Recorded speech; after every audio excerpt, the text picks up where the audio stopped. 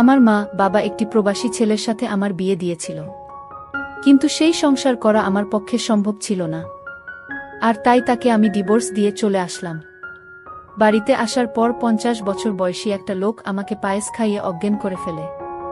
অজ্ঞান অবস্থায় লোকটি আমার সাথে যা করেছিল তা শুনলে তোমাদের মাথা ঘুরে যাবে। তাহলে মূল ঘটনাটি বলি। 35 বছর বয়সী প্রবাসী ছেলের সাথে যখন আমার বিয়ে হয় তখন আমার বয়স তার অর্ধেক। খুব বিপদে পড়ে বিয়েটা করেছিলাম, কিন্তু আমার সাথে এমনটা ঘটবে কে জানে। মনে করেছিলাম বিয়ে করলে হয়তো ভালো একটা পরিবেশ পাব, যেখানে আমি সুখে থাকতে পারব, কিন্তু যেটা ভেবেছিলাম সেটা ভুল ছিল। এক নরক থেকে মুক্তি পেয়ে আমি যে আরেক নরকে গিয়ে পড়েছিলাম এটা বুঝতে আমার 2 দিন সময় ও দরকার পড়েনি। স্বামী নামের একটা কীটের হাতে এসে পড়েছিলাম আমি। জানি না কোনো স্বামী তার সদ্য বিয়ে করা বুকে সবসময় গালিগালাজ করে, কিন্তু সেদিন কোনো অপরাধ না করেও আমাকে প্রচুর বকা শুনতে হয়েছিল। 20 দিনের ভয়াবহ দিন কাটানোর পর আমার স্বামী যখন বিদেশ চলে গেল তখন একটা দীর্ঘ স্বস্তির নিঃশ্বাস ফেলেছিলাম এই ভেবে যে অন্তত কারো বকা আর মায়ের খাওয়া লাগবে না। কিন্তু আমার ভাগ্য যে আমার জন্মের পর থেকেই আমার বিপক্ষে সেটা আমার মনে ছিল না। উনি যাওয়ার পর থেকেই আমার দেবর আর আমার নন্দের বড় ছেলে আমাকে খারাপ নজরে দেখতা। আমি বুঝতে পারছিলাম নন্দের ছেলে আমার সাথে কি করতে চায়। আমাকে প্রতিদিন বিভিন্ন বাজে কথা বলতো। আমার শাশুড়িকে জানালাম বিষয়টা, কিন্তু ওই যে রসুনের প্রত্যেকটার মুখ এক জায়গাতে থাকে, এরাও ঠিক তেমন। আমি অভিযোগ করার পর থেকে আমার উপর অসম্মানের মাত্রা বেড়ে গেল। সবচেয়ে বেশি আশ্চর্য হতাম যখন আমার নন্দের ছেলে আমার সাথে বাজে বকত। শাশুড়িকে জানানোর পর যখন কোনো কাজ হলো না সিদ্ধান্ত নিলাম আমার স্বামীকে বিষয়টা জানাবো, কিন্তু সেটাও হলো না। আমার ফোন কেড়ে নেওয়া হলো। আমাকে হুমকি দেয়া হলো যদি তার ছেলের কানে কিছু যায় আমার খবর খারাপ হবে। মুখ বুজে সহ্য করা ছাড়া আমার কোনো উপায় ছিল না। আমার জায়ের সাহায্য নিয়ে আমার স্বামীকে আমি সব জানালাম, কিন্তু তাতেও কোনো লাভ হলো না। উল্টো আমার স্বামী সুমন আমাকে দুশ্চরিত্রা বানালো, আর যত রকমের বাজে কথা আছে সব শুনিয়ে দিল আমাকে। সেদিন সারাদিন রাত আমি কান্না করেছিলাম। যে সংসারে স্বামীর কাছে বউয়ের কোনো মূল্য থাকে না সেই সংসারে থাকা আর না থাকা সমান। তবুও মুখে কুলুপ এঁটে অত্যাচার সহ্য করে যাচ্ছিলাম। এর মাঝে আমি আমার বাবার বাড়ির বেড়াতে যেতে চাইলে আমার শাশুড়ি আমাকে বলল, তুমি যদি এই বাড়ি থেকে এক পা কোথাও যাও তাহলে আমার ছেলেকে ডিভোর্স দিয়ে যেতে হবে। আমার পায়ের তলা থেকে মাটি সরে গিয়েছিল আমার শাশুড়ির কথা শুনে। বাপের বাড়ি যাওয়ার সাথে যে ডিভোর্সের সম্পর্ক আছে সেটা আমি প্রথম ওই বাড়ি থেকেই দেখেছিলাম। এভাবে 6 মাস কেটে যায়। এর মাঝে আমার বাবা, বড়ভাই বা সৎ মা কেউ আমাকে একটাবারের জন্যও দেখতে যায়নি। আমার স্বামী মালয়েশিয়া থেকে বাড়িতে আসার সাথে সাথে আমাকে ডিভোর্স দিতে নিয়ে যাওয়া হয়। উনি আমার একটা কথাও শোনেনি। ওর মায়ের কথা শুনেই আমাকে ডিভোর্স দিতে নিয়ে যায়। আমার স্বাক্ষর হবার পর আমাকে বলে এবার কোথায় যাবি যা। আমার মোবাইল, কিছু টাকা, গহনাসহ যাবতীয় কিছু রেখে দেয় ওরা। শুধু স্যান্ডেল পায়ে সেদিন ওই বাড়িকে পর করে চলে এসেছিলাম, আর বারবার আল্লাহর কাছে বলেছিলাম, আল্লাহ আর কোনো মেয়ের সাথে যেন এমনটা না হয়। বিয়ের সময় ভেবেছিলাম কষ্ট হয়তোবা বিদায় করে দিয়ে বাপের বাড়ি থেকে চলে গেলাম, কিন্তু অভাগীর দিকে কষ্ট বারবার ফিরে তাকায়, তার পিছু ছাড়তে চায় না। তা না হলে কি আর আরো বেশি কষ্ট নিয়ে আবার বাবার বাড়ি ফেরত আসি। বাড়িতে ঢুকে যার সাথেই দেখা হয় সেই আমাকে অচেনা লোক মনে করে এড়িয়ে চলতে শুরু করে। একমাত্র আমার চাচি আমাকে জড়িয়ে ধরে কান্না করে আর আমাকে মেন্টালি সাপোর্ট করে। কিন্তু যাদের সাপোর্ট দরকার তারা যদি না করে তাহলে কি আর কষ্ট কমে? আমার ভাবির কাছে গেলাম, সে আমাকে বলল ভাইয়ের কাছে গিয়ে ক্ষমা চাইতে।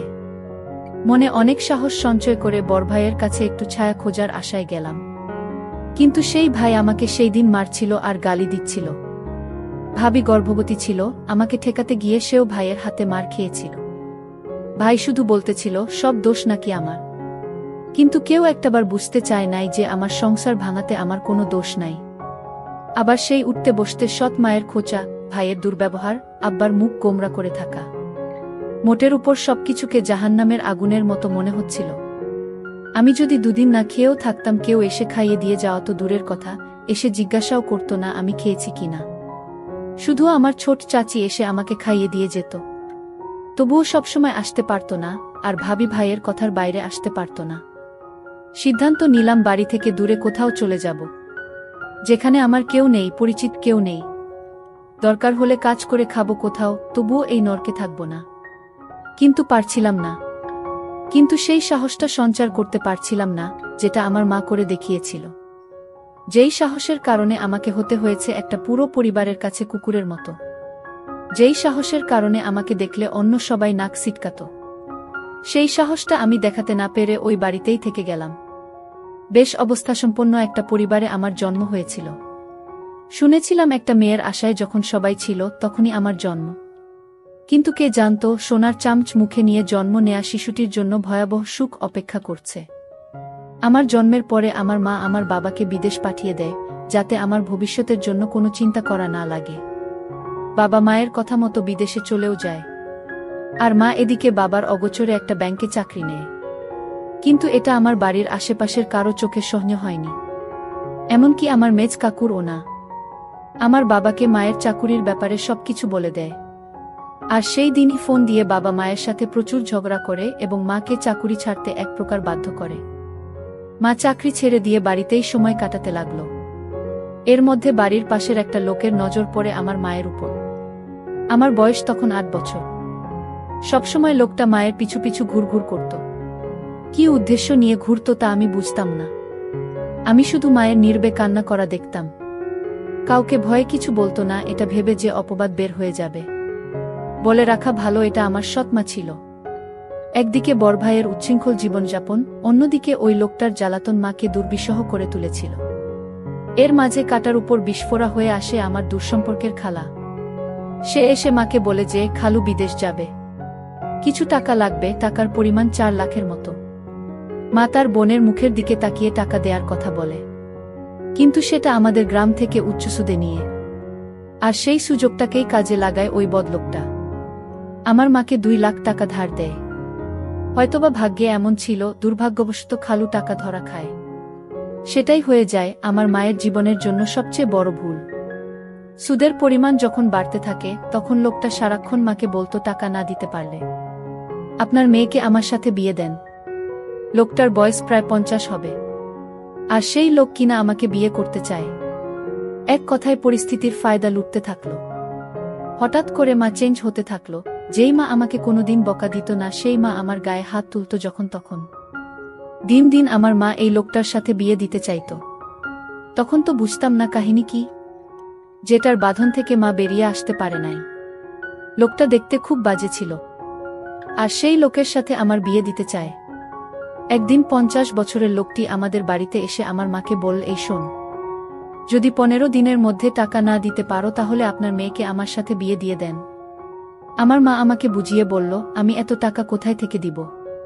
তুই বরং লোকটাকে বিয়ে করে ফেল, ওর অনেক টাকা পয়সা আছে, তুই সুখে থাকবি। তুই আর না করিস না মা। লোকটার বয়স হয়তো একটু বেশি। আমি মাকে বললাম, মা, আমি দরকার হয় মরে যাব, তাও ওই বুইড়া লোকটাকে বিয়ে করতে পারবো না। আমি মনে মনে সিদ্ধান্ত নিলাম আমি এই বাড়ি থেকে পালিয়ে যাব। কিন্তু পালিয়ে কোথায় গিয়ে থাকবো, কার কাছে যাব? কিন্তু আমি পালিয়েও যেতে পারলাম না। যেদিন ঘর থেকে পালাবার চেষ্টা করছিলাম, সেই দিন ঘর থেকে বাহির হওয়ার সময় মা দেখে ফেলে। তারপর আমার পিছু নেয়। আমি যখন একটা সিএনজিতে উঠলাম, আর সেই সিএনজিতে বসা ছিল সেই লোকটা যার সাথে আমার বিয়ে হবার কথা। লোকটার নাম শুনেছিলাম আকবর আলী। সেই আকবর আলী আমাকে দেখে ধরে ফেলে এবং বাসায় নিয়ে যায়। বলে রাখা ভালো যে মা এই 50 বছর বয়সী আকবর আলীর সাথে বিয়ে দিতে চাইছে। সে আসলে আমার আপন মা না, সে আমার সৎমা। আর সৎমা বলেই এরকম একটা 50 বছর বয়সী লোকের সাথে আমার বিয়ে দিতে চাইছে। তাছাড়া ঋণ পরিশোধ করতে আমাকে তার সাথে বিয়ে দেওয়া হচ্ছে। যাই হোক, আমাকে সিএনজি থেকে লোকটা ধরে বাড়িতে নিয়ে আসলো আর বলল, শোন, আমার কিসের অভাব? আমার সাথে বিয়ে হলে তোর সমস্যা কি? আমি লোকটিকে বললাম, দেখুন, আপনি আমার বাবার বয়সী, আপনি আমাকে এখান থেকে চলে যেতে দিন। আমি এখানে থাকবো না আর আপনাকে বিয়ে করতে পারবো না। দরকার হয় মরে যাবা, তাও আপনার সাথে আমার বিয়ে হবে না। লোকটি আমার কথা শুনে আমাকে জোরে একটা তাপ্পড় মেরে বলল, এই মেয়ে, কি ভাবছিস তুই? আমার টাকার কি সুতা নাই? তোর মা যদি 1 সপ্তাহের ভিতরে টাকা ফেরত না দেয় তাহলে তোর অবস্থা খুব খারাপ হয়ে যাবে।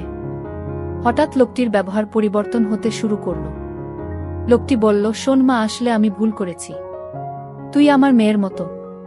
আজ যদি আমার একটা মেয়ে থাকতো তাহলে আমি কি এরকম একটি লোকের হাতে তুলে দিতে পারতাম? লোকটির পরিবর্তন দেখে আমার মনের ভিতর সন্দেহর সৃষ্টি হলো। লোকটি হঠাৎ এরকম পরিবর্তন হলো কেন? এই বিষয়টা নিয়ে আমি অনেক চিন্তিত হলাম। লোকটি আমার জন্য নিজ হাতে রান্না করে আমার জন্য খাবার নিয়ে এলো। আমি বললাম, আমি খাবো না, আমাকে এখান থেকে যেতে দিন, আমি এখানে থাকতে চাই না, এখানে আমার দম বন্ধ হয়ে আসছে। আকবর আলী তখন আমায় বলল, ঠিক আছে, তুই যেখানে যেতে চাস সেইখানেই তোকে যেতে দিব, কিন্তু আজ রাতটা আমার বাসায় থেকে যা। আমি কথা দিচ্ছি কাল সকালে আমি তোকে আর আটকাবো না, আমি তোকে বিদায় দিয়ে দিব। তুই যেখানে যেতে চাস সেইখানেই যাবি। আমার মনের ভিতর আরো সন্দেহর সৃষ্টি হলো, আজ রাত থাকার কথা বলছে কেন? কি হয় জানি না। আকবর আলীর বাড়িতে কেউ নাই। আকবর আলীর বউ মারা গেছে। তার একটা ছেলে সন্তান আছে, সে বিদেশে থাকে। আকবর আলী নিজে রান্না করে, মাঝে মাঝে বোয়া এসে রান্না করে দিয়ে যায়। আকবর আলী আমাকে বলল, মা, আজ আমি তোর জন্য নিজের হাতে পায়েস রান্না করেছি, একবার খাইলে বারবার খাইতে মন চাইবে। আকবর আলীর কথা শুনে আমি কিছুটা অবাক হলাম। যেই লোকটা শোধ খায়, আর সেই লোকটা আমাকে এভাবে নিজ হাতে রান্না করে খাওয়ানোর পিছনে অবশ্যই কোনো কারণ আছে। আকবর আলী আমার জন্য পায়েস নিয়ে এসেছে আর বলছে, নে মা, খেয়ে চুপচাপ ঘুমিয়ে পড়। আর যদি তুই পায়েসটা না খাস তাহলে আমার ভীষণ কষ্ট হবে। খেয়ে নে মা, আমি কথা দিলাম কাল তুই যেখানে যেতে চাইবি ঠিক সেইখানে আমি তোকে দিয়ে আসব। তাও তুই খেয়ে নে। আকবর আলী আমায় এমনভাবে বলছিল, আমি না খেয়ে পারলাম না। আমি আকবর আলীর নিজ হাতে তৈরি করা পায়েসটুকু খেয়ে নিলাম। পায়েসটা খাওয়া 30 মিনিট পর আমার শরীরটা কেমন জানি করতেছিল। শরীরটা অস্থির অস্থির লাগছিল। আমার কিছুই ভালো লাগছিল না। আমার চোখে কিছুটা ঝাপসা দেখতে লাগলাম। আমার মাথাটা ঝিমঝিম করে ঘুরাচ্ছে। আমার কাছে মনে হচ্ছে পৃথিবীটা ঘুরতেছে। আমার এরকম অস্থির দেখে আকবর আলী জিজ্ঞেস করল, কিরে মা, কি হয়েছে তোর? যেই লোকটা 2 দিন আগে আমাকে তার ঘরের বউ হিসেবে দেখতে চায়, আর সেই আকবর আলী আমাকে নিজের মেয়ে বানিয়ে ফেল, এটা আমার কাছে কেমন জানি অদ্ভুত ব্যাপার মনে হলো। যাই হোক, পায়েস খাওয়ার পর থেকে আমার মাথাটা কেমন জানি ঘুরাচ্ছে, প্রচুর ঘুম পাচ্ছিল। আমি হঠাৎ বিছানায় শুয়ে পড়লাম। আমি ঘুমিয়ে পড়লাম। এরপর আমার সাথে যা ঘটেছিল তা শুনলে তোমাদের হুঁশ থাকবে না। আমি যেন অজ্ঞান অবস্থায় ঘুমিয়ে পড়লাম। আমার কোনো হুঁশ ছিল না। তারপর আকবর আলী আস্তে করে আমার রুমে আসলো আর আমার বিছানায় বসল। আকবর আলী এক অদ্ভুত আচরণ করল ঘুমের ঘরে। আমি স্বপ্নে দেখতে লাগলাম আকবর আলী আমার কাছে আসছে, আর আকবর আলীর হাতে বিশাল বড় একটা হাতুড়ি দিয়ে আমাকে মারতে আসলো। আর এই স্বপ্ন দেখে আমি বিছানা থেকে লাফ দিয়ে উঠে পড়লাম। উঠে দেখি রুমে কেউ নাই, তবে আমাকে কেমন জানি এলোমেলো লাগছে। মনে হচ্ছে আমার ঘরে কেউ আসছিল। আমি বিছানায় একটা ঘড়ি দেখতে পেলাম, আর সেই ঘড়িটি আকবর আলীর হাতে ছিল। আমি ভালো করে লক্ষ্য করলাম এটা আকবর আলীর হাতে ছিল, কিন্তু দরজা তো ভিতর থেকে লক করা, তাহলে আমার রুমে কেউ ছিল না। তাহলে আমি কি বাজে স্বপ্ন দেখছি? আর সেই স্বপ্নে আমার ঘুম ভেঙে গেল। আকবর আলী আমার রুমে না আসলে তাহলে কে আমার রুমে আসলো? আর ঘড়িটি তো আকবর আলীর। তাহলে আকবর আলী কি আমার রুমে এসেছিল? আমি রুম থেকে বের হয়ে দেখলাম আকবর আলী নামাজ পড়তে লাগলো। আমি আকবর আলীকে দেখি ভীষণ অবাক হলাম। আমি দাঁড়িয়ে থেকে তার নামাজ দেখলাম। নামাজ শেষে হলে আমি তার কাছে গেলাম এবং বললাম, দেখুন, আজ রাতে আমার রুমে কে আসছিল আমি বুঝতে পারছি না। তারপর আকবর আলী বলল, আরে বোকা মেয়ে, তোমার রুমে আবার কে আসবে?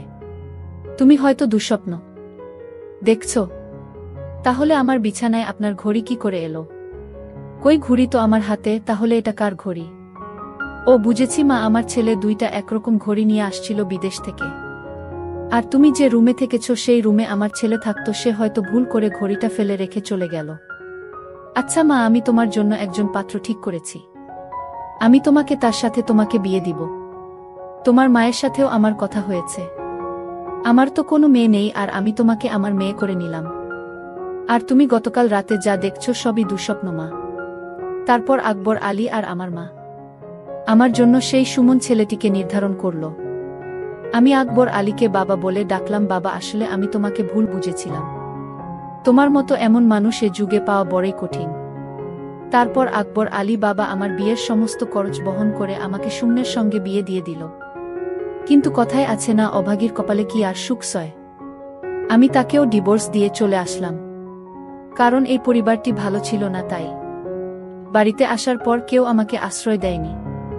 তাই এখন ঢাকা শহরে নিজে চাকরি করে নিজের পেট চালাই। জানি না তারপর আমার কপালে কি হয়। আজকের গল্পটি এখানেই শেষ করলাম। যদি গল্পটি ভালো লাগে তাহলে চ্যানেলটি সাবস্ক্রাইব করে পাশে থাকবেন। ধন্যবাদ।